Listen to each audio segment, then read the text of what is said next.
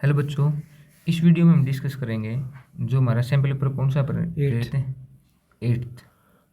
किसका है? Together with का। उसके सारे एमसीक्यू जो हम रेगुलर डिस्कस करते ही हैं।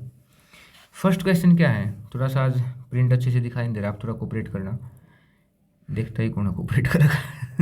3 into 3 तो क्या है भाई, 5 और 7 फिल करना है। 3 into 3, 3 × 3 में कितने एलिमेंट हैं? 9। हर जगह कितने रखने हैं? 2। और 2 की पावर हर जगह 2 है, तो 2 कितनी जगह रखना है? 2 की पावर 9 कितना होगा? 512। ये क्वेश्चन बार बार रिपीट हो रहा है मैट्रिक्स बनाने वाला, कि हम एक जगह कितने एलिमेंट रख सकते हैं। जैसे यहाँ 1 है, 2 हैं तो 2, और कितनी जगह रखना है? 9। कितने एलिमेंट है? 9, तो 2 की पावर 9। और अगर यहाँ पे एक और कहते कि भाई 6 और रखना है, तो फिर यहाँ क्या हो जाता है प्रेरित? 3, और 3 की पावर क्या हो जाता है फिर? 9। ठीक है। अगला क्वेश्चन देखो। अगला क्वेश्चन है कि 1 + sin 2x का इंटीग्रेशन सोल्व करना। मेरे पास ऐसा कोई फॉर्मूला नहीं जिसमें साइन की पावर वगैरह में हम सोल्व करते हैं, तो इसको क्या लिख सकता हूँ? 1 को sin square x plus cos square x। sin 2x को क्या लिख सकता हूँ? 2 sin x cos x का रूट और integration. a² + b² + 2ab a plus B का होल स्क्वायर, और उसका क्या है? रूट। स्क्वायर से रूट कैंसिल, स्क्वायर रूट मतलब sine X plus cos X का इंटीग्रेशन सोल्व करना। साइन एक्स का क्या होता है? Minus cos X, cos X का साइन एक्स, तो sine X plus minus cos X plus C. कौन सा ऑप्शन है? डी ऑप्शन है। ठीक है। अगला क्वेश्चन तो बहुत फेमस है। इसने कहा है कि 3×3 ऑर्डर की मैट्रिक्स है और 4 × a का determinant is equal to k × a। मैंने इतनी बार ये क्वेश्चन आ लिया है, हर बार सैम्पल पेपर में बस थोड़ा सा मॉडिफाई करते रहते हैं हर बार। क्या है विनय, कि जो ये 4 है ना, 3×3 ऑर्डर की मैट्रिक्स है, तो जितना भी होगा उसकी पावर 3 बाहर आ जाता है डिटरमिनेंट से। हर बार ऐसे ही सोल्व कर रहे हैं इसको। Yes sir. ये 4 मैट्रिक्स से गुणा करने के बजाय डिटरमिनेंट को, इसकी पावर कितने ऑर्डर की मैट्रिक्स है? ये 3 ऑर्डर की, और वो कहाँ लिखते हैं? यहाँ पे। और 4 की पावर 3 कितना होगा? 64। कितना आंसर है इसका? 64। प्रेरित क्या क्वेश्चन है? Sec square x 10y dx 10y dx plus sec square y 10x dy is equal to 0। अगर मैं एक साइड को उधर लेके जाऊं तो क्या बना? Sec square x 10y dx is equal to minus sec square y 10x dy। अब देखो x वाले को इधर लेके जाएंगे और y वाले को उधर, तो इधर तो होगा second square x upon 10x और dx। उधर क्या होगा? Minus sec square y upon 10y dy। Integration नीचे वाले को क्या मान लेंगे? t। ऊपर वाला सीधा क्या है? dt। तो मतलब ऊपर आ जाएगा dt, नीचे होगा t। नीचे वाला क्या मान लेंगे? p। ऊपर वाला क्या हो गया? dp। दोनों तरफ क्या कर देंगे? इंटीग्रेशन, बाहर थी माइनस। इसका इंटीग्रेशन है log t, उधर उसका इंटीग्रेशन है log p, एक सेकंड, माइनस log p और प्लस में log c। अभी माइनस का log p इधर आके प्लस का क्या होगा?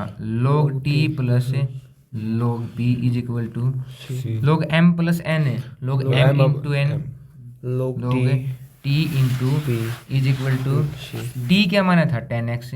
p क्या माना है? 10y। तो क्या हो गया? 10x into 10y is equal to c। लेकिन इतने से काम नहीं चला, दोनों तरफ क्या ले लेंगे हमें? Exponential function.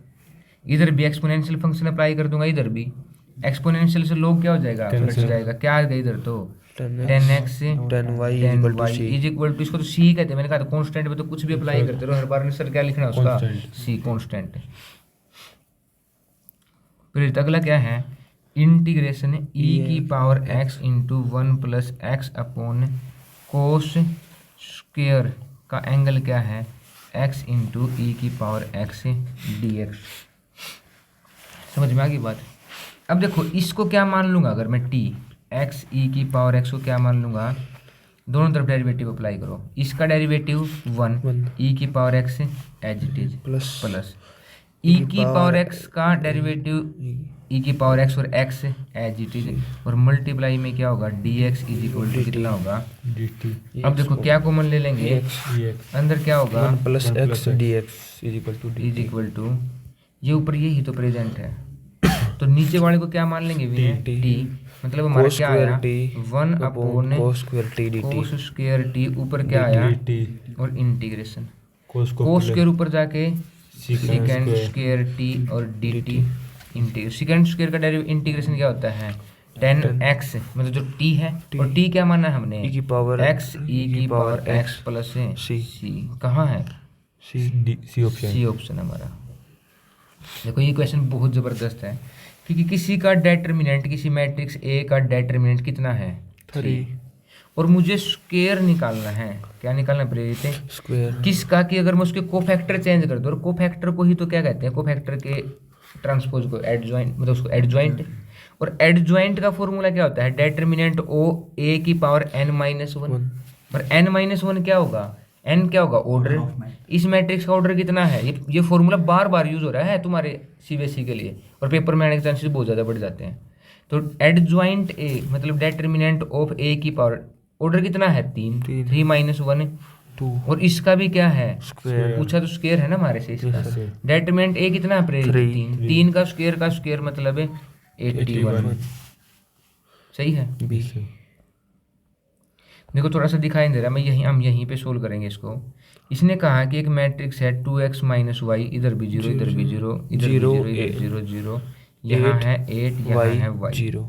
ये कहा है कौन सी मैट्रिक्स है, स्केलर मैट्रिक्स, और स्केलर मैट्रिक्स का डायगोनल क्या होता है सेम, मतलब y किसके बराबर होगा सीधा यहाँ से 8 के, और फिर हमारा जो 2x माइनस वाई भी है वो भी किसके बराबर हो गया, और y की वैल्यू अगर मैं 8 पुट करूँ तो 2x इज इक्वल टू उधर जाके प्लस का 2 से काटूंगा कितना हो गया, तो x कितना आ गया, x भी 8 y भी 8।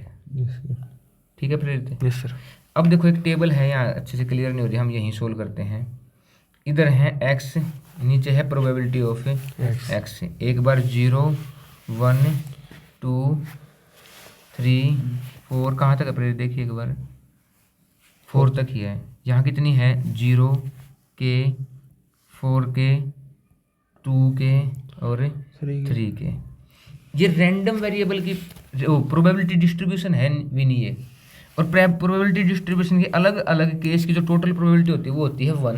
तो 0 प्लस के प्लस 4 के प्लस 3 के कितना हो जाएगा 10 के। 10 के की वैल्यू कितनी है, के की वैल्यू कितनी होगी 1/10। और आपको निकालना क्या है, निकालना है probability of 2 x is equal to 2 की प्रोबेबिलिटी कितनी है 4 के की वैल्यू कितनी है 1/10, कितना हो गया 2/5। ठीक है। अगला क्वेश्चन क्या है प्रेरित, cos इनवर्स cos 7π/4। अब देखो ये इसकी जो डोमेन है, रेंज डोमेन है, वो डोमेन हमारी वो 0 से लेकर कहाँ तक है पाई तक, और ये पाई से बड़ी वैल्यू है। तो इसको कैसे लिखेंगे हमें, कोस इनवर्स कोस पाई प्लस नहीं 3π/4 कितना होगा, कोस इन क्या है 4 × 3π/4। कहाँ आते हैं हम, यहाँ पे इसके प्लस थर्ड क्वाड्रेंट में कोस क्या होता है निखिल नेगेटिव, और कोस 3 पाई पे चेंज नहीं होता, इसलिए मैंने ये किया था।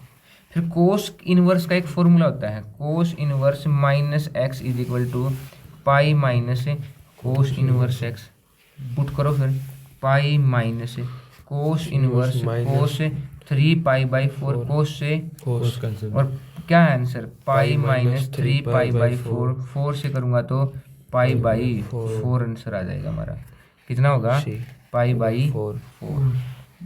तो बहुत ही प्यारा क्वेश्चन है, बार बार हमसे यही चीज़ें पूछते हैं कि हमारे जो अल्फा कोई एक लाइन है, वो जो x एक्सिस से y एक्सिस से z एक्सिस से अल्फा बीटा गामा ये एंगल बनाती है, और अगर यहाँ पे हम समझें कि जो साइन अल्फा का स्क्वायर प्लस कोस स्क्वायर ना sign square beta plus sine square gamma पूछ लिया, हमें ये बात तो जरूर पता है Cos कि square जैसे ही एंगल बनते हैं cos square alpha plus cos square beta plus cos square gamma equal to 1 होता है। विनय, अब देखो मैं साइन स्क्वायर अल्फा को क्या लिख सकता हूँ, 1 minus cos square alpha plus sine square beta क्या लिख सकता हूँ, 1 sin minus square cos beta. Square beta sine square gamma क्या लिख सकता हूँ, 1 minus cos square gamma is equal to कितना होगा 1। अगर देखो मैं इस इन तीनों को मैं उधर ले जाऊँ और 1 को कहाँ लेके आ जाऊँ, इधर 3 ना पूछी इसकी वैल्यू है ना हमारे से, ये तो पूछा ही, ये तो हमें बराबर है, ये तो लिखना ही नहीं था, हमें धोखा लग गया भाई। अब हमने तो ये वैल्यू लिखी है अभी तक यहाँ पे, यस सर। तो 1 प्लस 1 प्लस 1 कितना हो गया 3। इन तीनों में से प्रेरित क्या कॉमन ले लूंगा, माइनस, अंदर क्या हो गया कोस square alpha plus cos square beta plus cos square gamma, ये 1 होगा। तो ये वैल्यू कितनी होगी 1 और 3 minus 1 2 is equal to 2। A option. ये ऑप्शन हमारा।